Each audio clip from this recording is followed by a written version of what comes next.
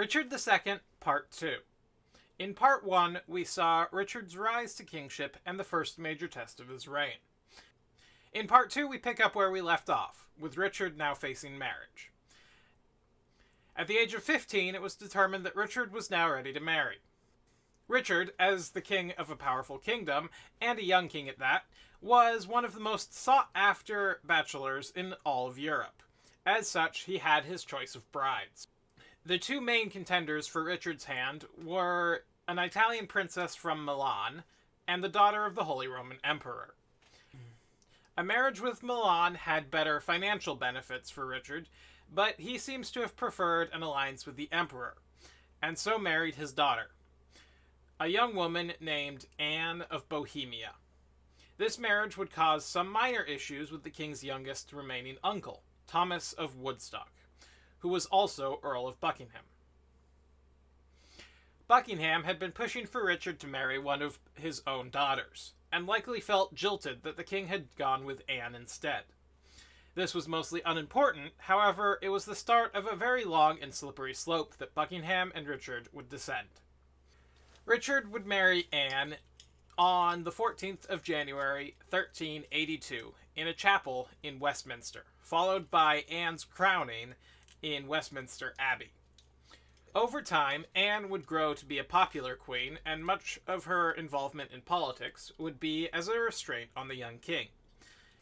You see, while this was a marriage made for politics, as almost all royal marriages at that time were, Richard and Anne still came to love each other deeply, and Anne seems to have been one of the few people Richard would listen to while he was in one of his fits of rage. Incidentally, these rages seemed to come more and more often as Richard grew up. However, no matter how loving these two were, the marriage failed on the most important aspect for the country itself. Anne would bear Richard no children, which would lead to a succession debate later down the line. But for the moment, at any rate, it was not the lack of an heir that was Richard's greatest problem, but rather his favoritism. Robert de Vere and Thomas Mowbray were likely Richard's biggest favorites, and they were both power-hungry.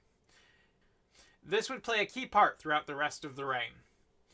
De Vere received so much from the king that it would cause general discontent among the court. Favorites were on the whole tolerated. However, de Vere was from a poor noble family, and many saw him as an upstart. Thomas Mowbray was likely raised alongside Richard, and this may have been how he came to be a favorite. De Vere would prove unflinchingly loyal to Richard. Mowbray would prove to have a far more lax approach to his loyalty to his king.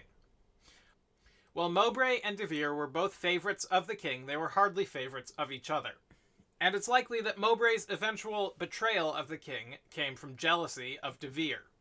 While Mowbray and de Vere are perhaps the two most important favorites, there were many more. An accusation of treachery against John of Gaunt at this time has de Vere as the main suspect, but it could have been any one of Richard's favorites. As the most powerful man in the kingdom next to the king, Gaunt drew a great deal of jealousy towards himself. What was more, while the favorites of Richard owed much, if not all, of their position to Richard, Gaunt was an independent man. He had married into wealth, along with gaining a huge amount of land and territory as a reward for service done to the crown. While a favorite could be ruined by a bad turn in the king's mood, Gaunt was an almost independent entity, and it would take proof of treason for even the king to be able to touch him. In January 1381, Richard turned 14, which at that point in history was similar to how the United States views 18-year-olds today. 14-year-olds were expected to begin military training and to start the process of marriage, something which has mercifully changed very much since those days.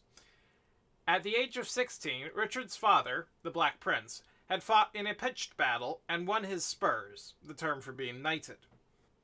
At the age of 18, Edward III had forcefully taken control of his country and his government, and even executed the man who controlled it before that. Thus, the fact that Richard reached 18 without having even fought a battle was, to many of the nobles, a disgrace. In 1385, it was decided that this should be remedied, by planning a campaign that Richard would lead. But where to? The uncles of the king supported a campaign in France, where England was slowly but steadily losing land. Or a campaign in Castile, where John of Gaunt had a claim to the throne through his marriage to his second wife. However, a campaign in Castile would be for the benefit of Gaunt more than anything for the crown of England.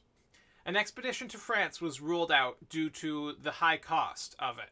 However, France would provide the answer to this problem by sending troops to aid an old enemy of England, Scotland. And so Parliament decided to send an army north to drive the French out of Scotland. By July of that year, an army of 14,000 had been mustered to march north. On the arrival at the Scottish border, Richard held a great ceremony in which many nobles received lands and titles. His uncle, Edmund Langley, was made Duke of York. Thomas of Woodstock was also raised to the rank of Duke of Gloucester.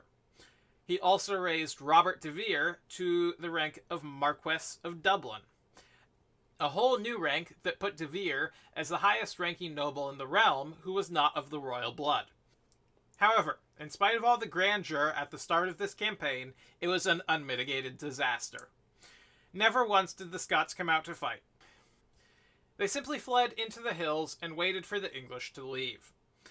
By the 11th of August, the English were so demoralized and starving that the campaign was called off, and the army returned to England. Almost nothing had been gained by this campaign, and it ended up being a massive waste of money.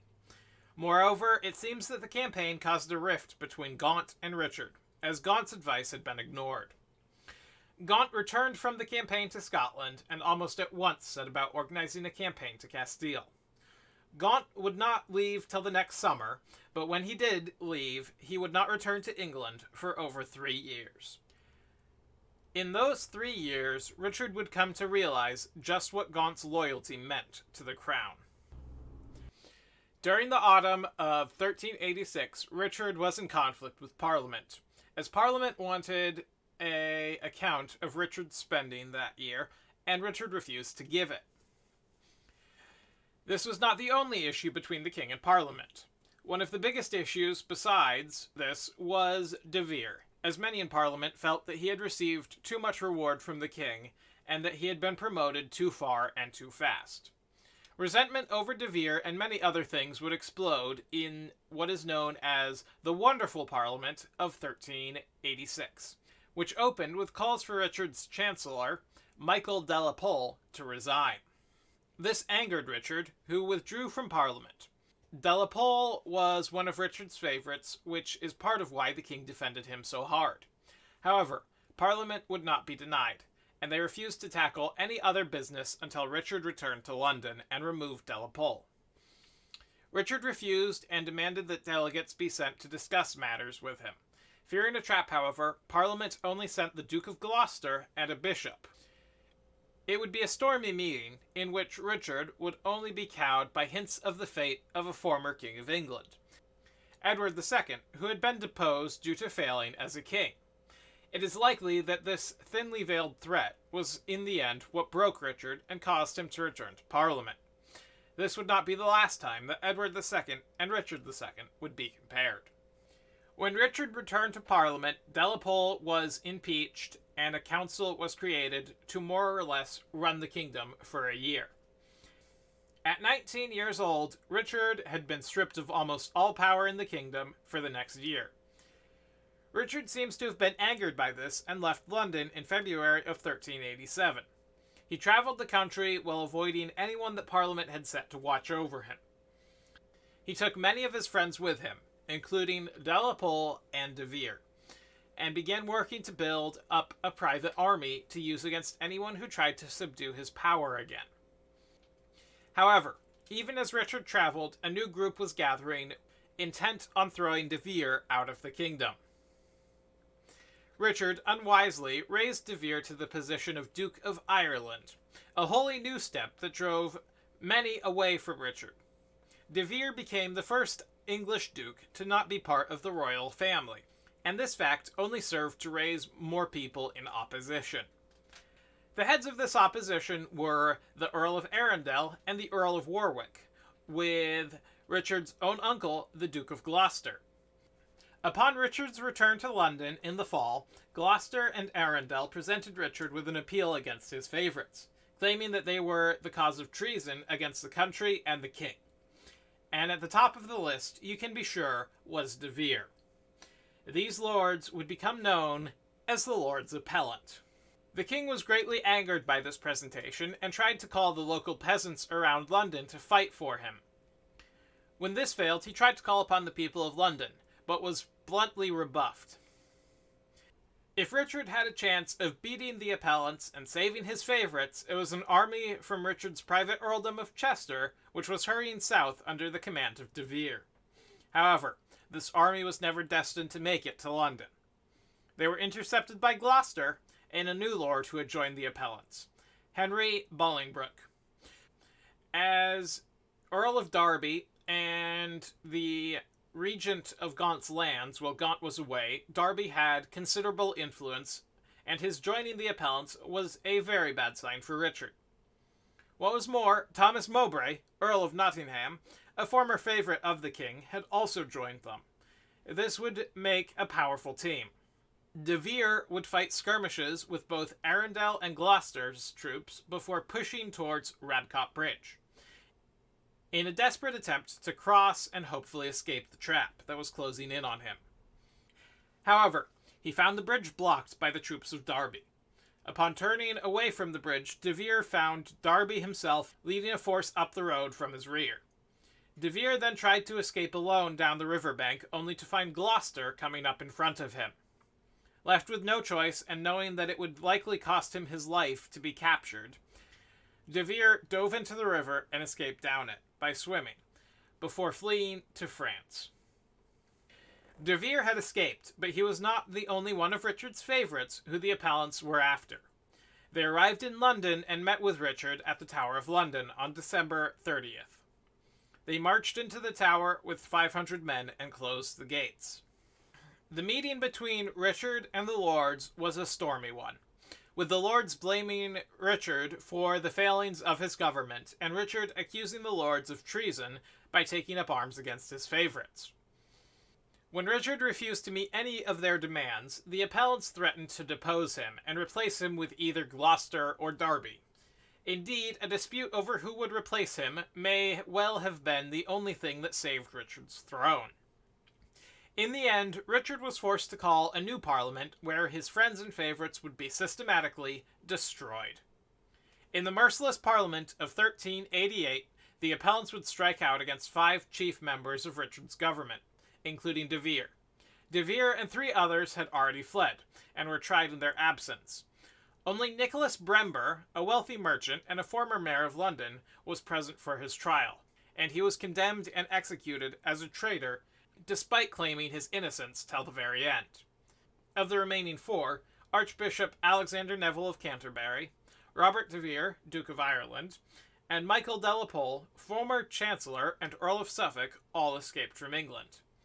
But Sir Robert Tressilian did not escape. He was found in London, after which he would be executed for treason. After this, the appellants banished the Archbishop for life and declared De Vere and de la Pole traitors, to be executed if they ever returned to England. At this point, many felt that the appellants had achieved their goals. It is possible that even the younger appellants, Bolingbroke and Mowbray, felt as though they had. However, Gloucester, Arundel, and Warwick were not done yet. They proceeded to go on a bloody purge of Richard's household, executing dozens of men, the most notable of them being Richard's teacher, Sir Simon Burley. When it came time for Burley's trial, the king argued so fiercely for his life that he almost came to blows with the Duke of Gloucester, and Richard was not the only one. The Queen got down on her knees before Warwick, Gloucester, and Arundel to beg for Burley's life. Even the younger appellants, Mowbray and Bolingbroke, spoke up in favour of Burley's life being spared. It's not hard to see why. Burley was an old and sick man by now, who likely did not have long to live. However, the older appellants did not listen to anyone. Burley was executed, and his death likely hurt the appellants more than anything else. It was a brutal and senseless act that had no rhyme or reason behind it. it meant that Richard would truly never forgive them, and it likely turned the court of public opinion, which had so strongly been on their side at the start of Parliament, firmly back in Richard's favour. Not for nothing is this Parliament still known, to this day, as the Merciless Parliament.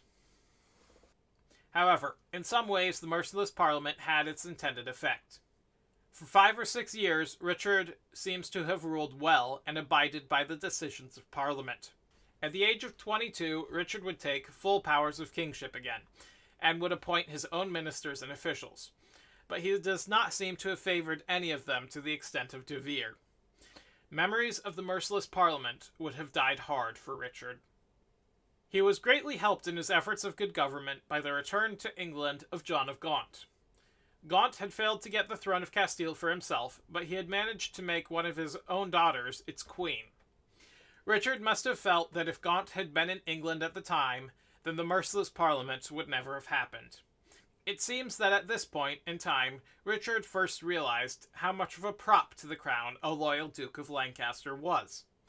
Gaunt would relieve many of the tensions between the appellants and the king, hosting feasts and hunts and many other lavish parties of all kinds to try and bring a form of peace between Richard and the lords. And for a while, he seems to have managed it. Mowbray and Bolingbroke seem to have gained the king's favour. However, the king was not of a forgiving nature, even if outwardly he did seem to have forgiven them.